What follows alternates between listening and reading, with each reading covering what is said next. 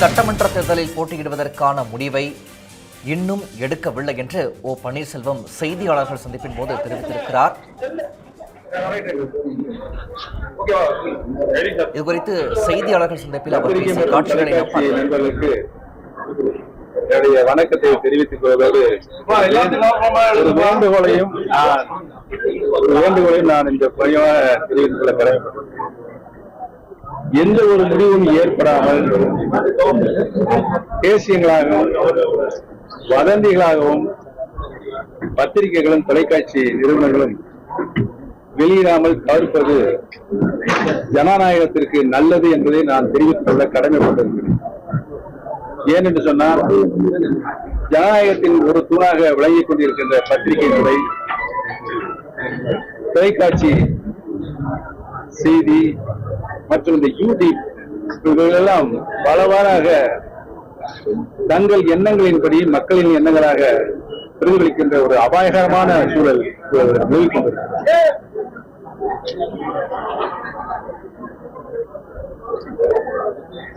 நாங்கள் நடத்தி கொண்டிருப்பது அனைத்து இந்திய அண்ணா முன்னேற்ற கழகத்தினுடைய அடிப்படை தொண்டர்களின் உரிமைகளை மீட்டெடுக்கின்ற பாதுகாக்கின்ற கழகமாக நாங்கள் உருவாக்கி சட்ட போராட்டத்தை நீதிமன்றத்தில் நடத்தி கொண்டிருக்கிறோம்.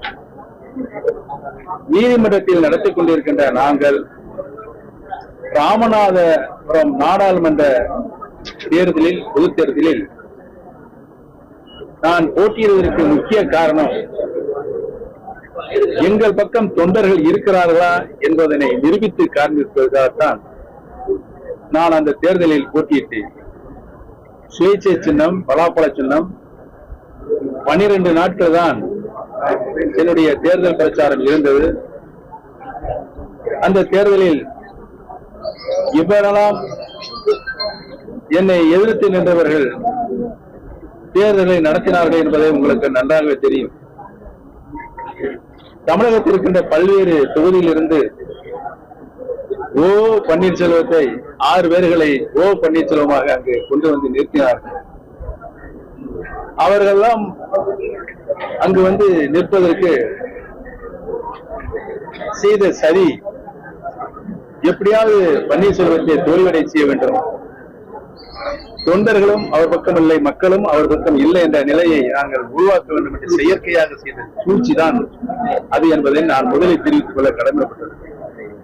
அந்த சூழ்ச்சிகள் எல்லாம் முறியடித்து அனைத்து இந்திய அண்ணா முன்னேற்ற கழகத்துடைய அடிப்படை உரிமைகளை மீட்டெடுப்பதற்காகத்தான் இந்த கழகம் உருவாக்கப்பட்டிருக்கிறது என்பதனையும், எங்களுடைய நோக்கம் சட்ட போராட்டம் நடத்தி அந்த உரிமைகளை மீட்டு தருவதுதான் எங்களுடைய நோக்கமாக இருந்திருக்கிறது, இன்று வரை இருக்கிறது என்பதனையும்,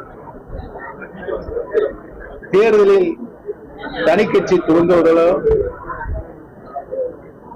இல்லை என்றும், தேர்தலில் போட்டியிடுகின்ற முடிவினை இன்னும் நாங்கள் எடுக்கவில்லை என்றும், அனைத்து இந்திய பிரிந்து கிடக்கின்ற அனைத்து இந்திய அண்ணா முன்னேற்ற கழகத்துடைய சக்திகள் யாராலும் வெல்ல முடியாத இயக்கமாக புரட்சி தலைவி அம்மா அவர்கள் உருவாக்கினார்களோ அந்த சூழ்நிலையை மீண்டும் உருவாக்க வேண்டும் என்பதனுடைய சட்ட போராட்டம் தான் எங்களுடைய போராட்டம் என்பதையும் நான் முதலில் பத்திரிகை மற்றும் தொலைக்காட்சி நண்பர்களுக்கு தெரிவித்துக் கொள்ள கடமைப்பட்டிருக்கிறேன். தேவையில்லாத குழப்பங்களை தொண்டர்கள் மத்தியிலும் பொதுமக்கள் மத்தியிலும் உருவாக்க வேண்டும் என்று உங்களை நான் மெத்த பணிவோடு கேட்டுக்கொள்ள கடமைப்பட்டேன். மனதின் குரலாக நான் சார்ந்திருக்கின்ற என்னுடைய பிறப்புரிமை பெற்ற தேனி மாவட்டத்தில், இந்த தேனி மாவட்டம் அனைத்து இந்திய அண்ணா முன்னேற்ற கழகத்தினுடைய சரித்திரத்தில் இடம் பெற்றிருக்கிறது. புரட்சி தலைவர் எம்ஜிஆர் அவர்களை முதலமைச்சராக கொண்டு போய் நிலைநிறுத்திய மாவட்டம், மாண்புமிகு அம்மா அவர்களையும் முதலமைச்சராக நிலைநிறுத்திய மாவட்டம் தேனி மாவட்டம். அனைத்து இந்திய அண்ணா முன்னேற்ற கழகத்தினுடைய கோட்டையாக இருந்த மாவட்டம். இந்த மாவட்டத்தை சார்ந்தவன் என்ற முறையில் இந்த சட்ட போராட்டம் நடத்தி நீட்டிருக்க வேண்டும், கழகத்துடைய சட்ட விதிக்கு ஊறு ஏற்பட்டிருக்கிறது என்பதை நினைத்துதான் என்னோடு தமிழகத்தில் இருக்கின்ற 88 கழக ரீதியான மாவட்டங்களில் இருக்கின்ற மாவட்ட கழக செயலாளர்கள், நிர்வாகிகள், பொறுப்பாளர்கள் ஆகியோரும் நாங்கள் போராடி கொண்டிருக்கின்றோம் என்பதை முதலில் நீங்கள் புரிந்து கொள்ள வேண்டும். அந்த நிலையிலிருந்து நாங்கள் மாறுபட வேண்டும் என்று சொன்னால், பிரிந்து கிடக்கின்ற அனைத்து இந்திய அண்ணா திராவிட முன்னேற்ற கழகத்தினுடைய புரட்சித் தலைவர் அன்பு அம்மாவுடைய சக்திகள் ஒன்றிணைய வேண்டும் என்பதுதான் இது ஒரு தலையாய கோரிக்கை என்பதை தெரிவித்துக் கொள்கிறேன். கேளுங்கப்பா ஐயா, நீங்க அனைவரும் ஒன்று சேர்ந்து இன்னைக்கு கடம்பூர் ராஜு நாங்க எல்லாமே ஒன்னா தானே இருக்கோம், நாங்க எங்க பிரிஞ்சிருக்கோம், எல்லாமே ஒன்னா இருக்கோம், அவர்களே வெளியா இருக்காரு. தமிழ்நாட்டு மக்களுக்கு அது தெரியும், பிரிந்திருக்கிறோமா ஒன்றாக இருக்கிறோமா அது தெரியும். ஒரு பொய்யை திரும்ப திரும்ப சொன்னால் அது உண்மையாக விடாது என்பதை நான் கடம்பூர் ராஜாவுக்கு தெரிவித்துக் கொள்ள கடமைப்பட்டது. இன்றைய கூட்டத்தில் நீங்க எடுத்த முடிவு என்ன? இந்த கூட்டத்தில் இன்னைக்கு ஆலோசனை கூட்டம் மாவட்ட அளவில் இந்த கூட்டத்தில் கழகத்தினுடைய அனைத்து தேனி மாவட்டத்தில் கழகம் ஒன்றாக இருக்கும்போது என்னென்ன நிர்வாகிகள் இருந்தார்கள் அவர்கள் அப்படியே இருக்காங்க. அவருடைய மனதின் பொருளாக அறிய வேண்டும் தான் நான் இங்கு வந்து கூட்டத்தை கூட்ட சொன்னேன். மாவட்ட கழகத்தில் நேற்று தான் சொன்னேன். அனைத்து நிர்வாகிகளும் இங்கு வந்திருக்கிறார்கள். அனைவரும் ஒருங்கிணைந்த பொருளாக தலைமை அனைத்து இந்திய அண்ணா திராவிட முன்னேற்ற கழக தொண்டர்களின் உரிமை மீட்டிருக்கின்ற கழகமாக இருக்கின்ற அந்த கழகத்துடைய தலைமை முடிவுக்கு நாங்கள் கட்டுப்படுவோம் என்று சொல்லியிருக்கிறார்கள். அனைவரும் ஒருமிக்க அண்ணன் ஓபிஎஸ் அவர்கள் தேசிய ஜனநாயக கூட்டணிக்கு வருவார் என்ற 100% நம்பிக்கை இருக்கிறது டிடிவி தினகரன் ஆசைப்பட்டிருக்காரு. அதிமுகவே சொல்லியிருக்கிறார். அதிமுக என்ன சொன்னீங்க? திரு டிடிவி தினகரன் அவர்கள் ஆசைப்பட்டிருக்கிறார் என்று சொன்னீர்கள். அவருடைய ஆசை சார், அந்த கூட்டத்தில் இதன் மூலம் அவருக்கு அழைப்பு கொடுக்கிறார் அப்படின்னு சொல்லியிருக்காரு. ஏனில் மூலமாக அவருக்கு நட்பின் அடையாளமாக அவர் அந்த அழைப்பை சொல்கிறார். அதிமுகவிற்கு பன்னீர்செல்வம் அவர்களை இந்த அளவுக்கு உயர்த்தி கொண்டு போய் சேர்த்த அதிமுகவிற்கு அவர் நன்றிக்கடன் செய்ய வேண்டும் என்றால் இது ஒரு நல்ல வாய்ப்பு. தேசிய ஜனநாயக கூட்டணி இணைவதுதான் நல்ல வாய்ப்புன்னு அவர் சொல்லியிருக்கார். நான் ஒரு கருத்தை சொல்றேன்.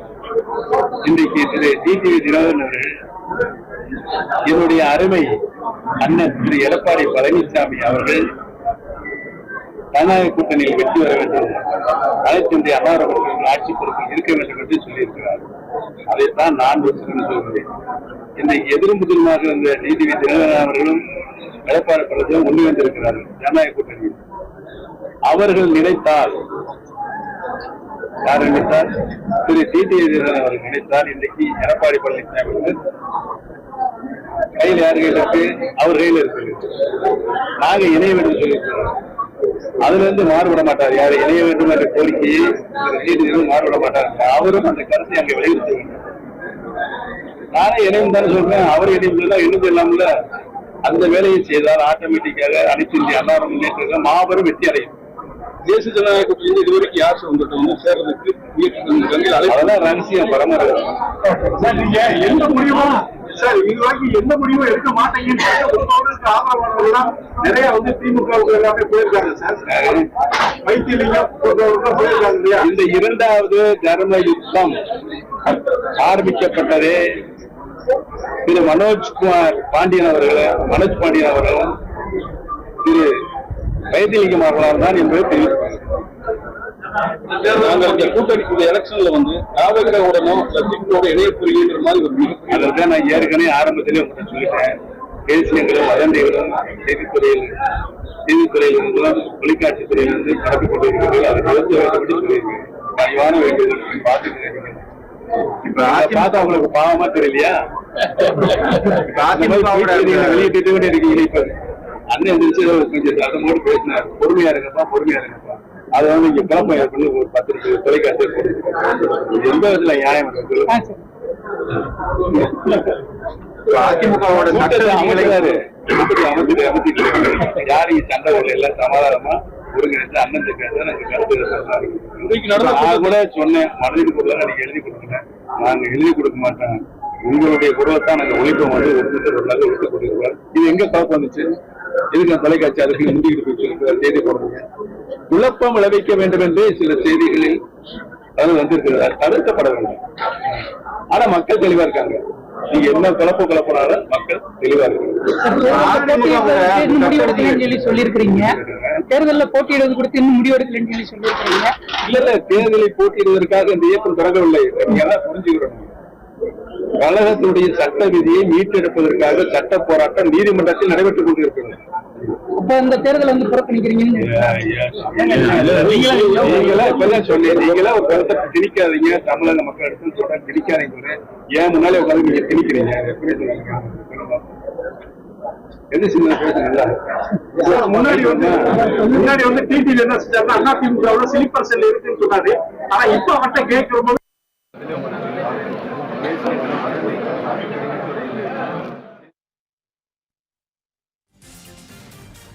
தேனியில் செய்தியாளர்கள் சந்தித்த ஓபிஎஸ் அதிமுகவில் சேர நான் ரெடி, இபிஎஸ் தயாரா என கேள்வி எழுப்பியிருந்தார். அதிமுகவில் தன்னை சேர்க்க டிடிவி தினகரன் வலியுறுத்த வேண்டும் என்றும் அவர் பேசியிருந்தார். தனிக்கட்சி தொடங்கும் என்ன இல்லம் என்றும் அவர் செய்தியாளர் சந்திப்பின் போது தெரிவித்திருந்தார். மேலும் அவர் பேசியவற்றை பின்னர் வரும் செய்தி தொகுப்பில் விரிவாக பார்க்கலாம்.